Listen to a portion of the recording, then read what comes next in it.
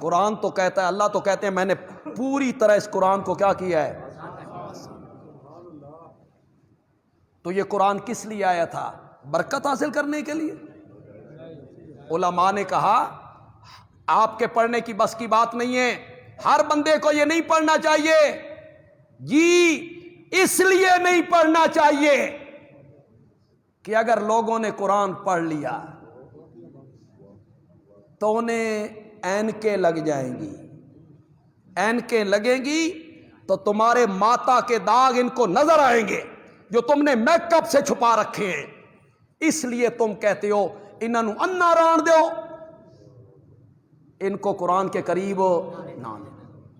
ہم قصے سنائیں، سیف الملوک سنائیں، وارث شاہ کی ہیر سنائیں، دوڑے مائیے مرثیے، حکایتیں، واقعات، جھوٹی روایتیں سناتے رہے، قرآن کے قریب آ گئے، قرآن نے تو دماغ روشن کر دینے۔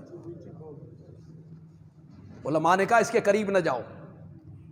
بندیالوی کہتا ہے جتنے نوجوان بیٹھے ہو، اگر تمہارے پاس وقت نہیں ہے ہمارے پاس پڑھنے کا، تم وقت نہیں دے سکتے ہو، ورنہ پڑھنا تو یہ سبقن چاہیے، کسی کی شاگردی قبول کر کے سبقن پڑھنا چاہیے۔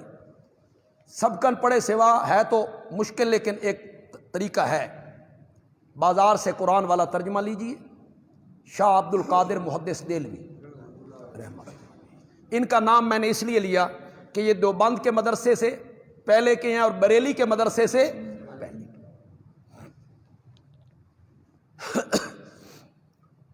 میں کچھ باتیں جو میرے کلپ وائرل ہوتے ہیں ان میں ایک میرا کلپ تھا جس میں نے کہا تھا دیوبندی بریلوی کسی مذہب کا نام نہیں ہے، یہ مذہب نہیں ہے، نجات کا دار و مدار دیوبندی ہونے پر اور بریلی ہونے پر نہیں ہے۔ تو میں نے وہاں ایک بات کہی تھی کہ اگر صرف دیوبندیوں نے جنت میں جانا ہے تو دارالعلوم دیوبند سے بننے سے پہلے جو لوگ گزر گئے وہ کہاں جائیں گے؟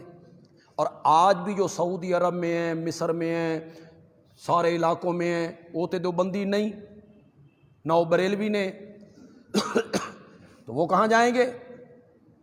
یہ اسی طرح ہے جس طرح علی گڑھ کے پڑھے ہوئے کو علیق کہہ دیتے ہیں، علیق یہ علی گڑھ کا پڑھا ہوا ہے، اور جامعہ ازہر کے پڑھے ہوئے کو ازہری، اور مظاہر العلوم کے پڑھے ہوئے کو مظاہری، تو جن کی نسبت دیوبند کے مدرسے کی طرف ہے وہ دیوبندی، اور جن کی نسبت بریلویوں مدرسے کی طرف سے وہ اللہ خیر صلی اللہ۔ یہ مشرب ہے، مذہب نہیں ہے، نہ دیوبندی کوئی مذہب ہے نہ بریلوی کوئی مذہب ہے۔ اس پر جناب ہمارے شہر کے ایک اہل حدیث عالم ہیں، انہوں نے اس پر ایک کلپ چڑھایا اور انہوں نے کہا کہ بندیالوی صاحب مان گئے ہیں دیوبندی بریلوی کوئی مذہب نہیں، تو اسی انہوں نے دعوت دین دیا کہ اہل حدیث ہو جاؤ۔ واہ!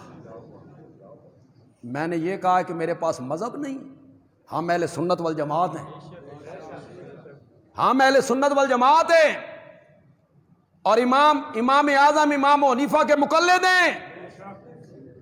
اور انہوں نے ایک عجیب بات کہی، انہوں نے کہا نبی پاک کے زمانے میں جب حدیث بیان ہوتی تھی تو مسلک اہل حدیث تو اس وقت بھی تھا، مسلک اہل حدیث لفظ سنے ذرا، مسلک تو ایک محدود ہے، مسلک اہل حدیث تو اس وقت بھی تھا۔ میں چونکہ اس کا جواب نہیں دینا چاہتا تھا، اس لیے نہیں دینا چاہتا کہ میرا تو مقصد تھا اختلاف کو ختم کیا جائے، وسیع نہ کیا جائے، تو پھر میرا کلپ ان کا کلپ، میرا کلپ ان کا کلپ، تو میں تھوڑا جا مصروف آدمی ہاں، تو میرے کو تو وقت کوئی نہیں اتنا کہ میں اسی چکر میں پڑا رہوں۔ میں نے کہا واہ، حدیث جب سے حدیث تھی اس وقت سے مسلک اہل حدیث تھا، کیا بات ہے جی، جب سے حدیث تھی اس وقت سے مسلک اہل حدیث تھا۔ میں نے کہا نبی پاک غار سے نبوت ملنے کے بعد اپنی بیوی حضرت خدیجہ کے پاس آئے اور آ کے کہا دسرونی زمبلونی، مجھے کمبل اڑا دو مجھے سردی لگی ہے۔ یہ پہلی حدیث ہے، ایک طرف نبی پاک ہے ایک طرف خدیجہ ہے، انہاں دونوں وچوں کس دا مسلک اہل حدیث ہے جی؟ اللہ کے بندوں کوئی عالموں والی بات کیا کرو، جاہلوں والی بات کرتے ہو۔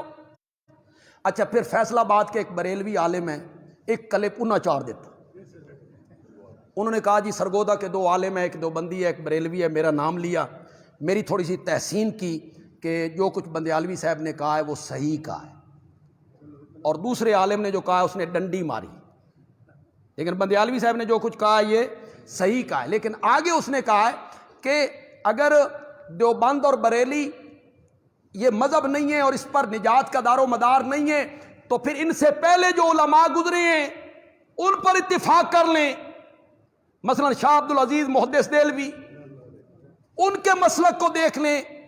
میں نے کہا واہ، میں نے کہا نجات کا دار و مدار دیوبندی بریلویت پہ نہیں ہے، آپ نے کہا شاہ عبد العزیز پہ اتفاق کر لیں۔